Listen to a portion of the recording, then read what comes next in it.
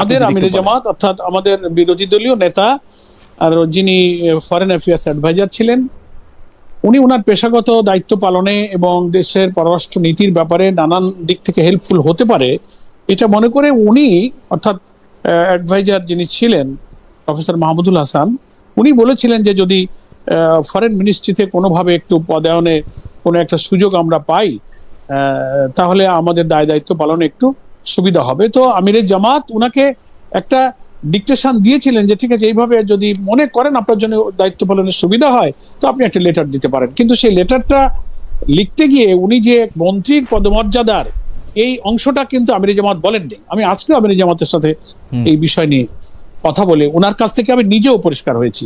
উনি বলছেন যে আমার না বলা কথাটাকে উনি সেখানে লিখে চিঠিটা চলে গিয়েছে এবং এটা তো প্রায় 3 সপ্তাহ আগের কথা, 22 তারিখে সম্ভবত মোস্ট প্রবাবলি চিঠি। তো 22 তারিখ আজকে হচ্ছে পরবর্তী মাসের 10 তারিখ, প্রায় আপনার কয়দিন হয়ে গেল? 16 দিন হয়ে গেছে। তো এটা সাথে সাথে যখন আমির জামাত জানতে পেরেছেন যে উনি চিঠির মধ্যে এই মন্ত্রীর পদমর্যাদার প্রসঙ্গটা তুলেছেন, আমির জামাত অসন্তুষ্ট হয়েছেন এবং ওনাকে ওনার দায়িত্ব থেকে সাথে সাথে ডিসমিস করেছেন।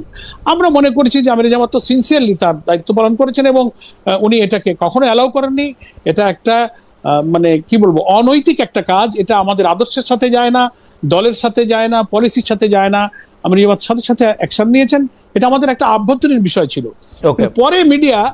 পরে মিডিয়া বিষয়টা প্রকাশ করাতে এটার একটা ব্যাখ্যা এবং জবাব দেওয়ার প্রশ্ন আসছে, এই জন্য জিনিসটা একটু বিভ্রান্তি তৈরি করেছে। এই জন্য আমরা এটা খানিকটা স্টেটমেন্ট দিয়ে এটা আমরা পরিষ্কার করেছি। এটা একেবারেই একটা ভুল উনি করেছেন, যেটা জানা মাত্রই আমির জামাত দেরি না করে তার দায়িত্ব থেকে তাকে অব্যাহতি দিয়ে নতুন আমাদের ফরেন অ্যাফেয়ার্স অ্যাডভাইজার নিয়োগ করা হয়েছে, আমাদের ব্যারিস্টার আহমদ বিন কাসেম আরমান, মাননীয় জাতীয় সংসদ সদস্যকে। এইভাবেই আমরা মনে করি হতে পারে একটা মানুষ তার দৃষ্টিভঙ্গি, তার কথা বলতে গিয়ে, চিঠি লিখতে গিয়ে কখনো ভুল করেছেন। আমির জামাত অনেক ব্যস্ততার সাথে একটা ডিকটেশন দিয়েছেন, মনে করি যে সেইভাবে চিঠিটা হয়তো চলে গেছে। পরে যখন ওনার নলেজে আসছে যে না এটা তো আমি বলিনি, কেন উনি এটা দিলেন, দেন সাথে সাথে উনি ওনাকে ডিসমিস করেছেন।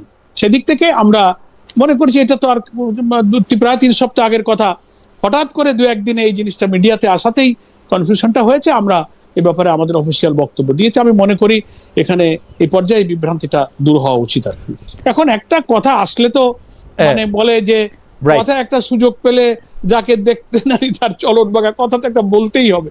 এইভাবেই কথাবার্তা তো শুরু হয়, এই আর কি। রাজনীতি সবাই করে সুযোগ পেলে।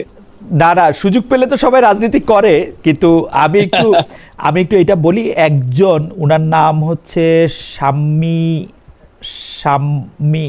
আফরিন, উনি বলছেন আমির সাহেব আপনাকে একথাও বলেছিল, অর্থাৎ আমাকে একথাও বলেছিল এক সময় মুখ ফসকে ইঞ্জিনিয়ারিং এর কথা তারাই বলবে যারা এই কাজ করেছে। ইন্টারেস্টিং, এটা আমির সাহেব আমাকে আসলেই বলেছিলেন যে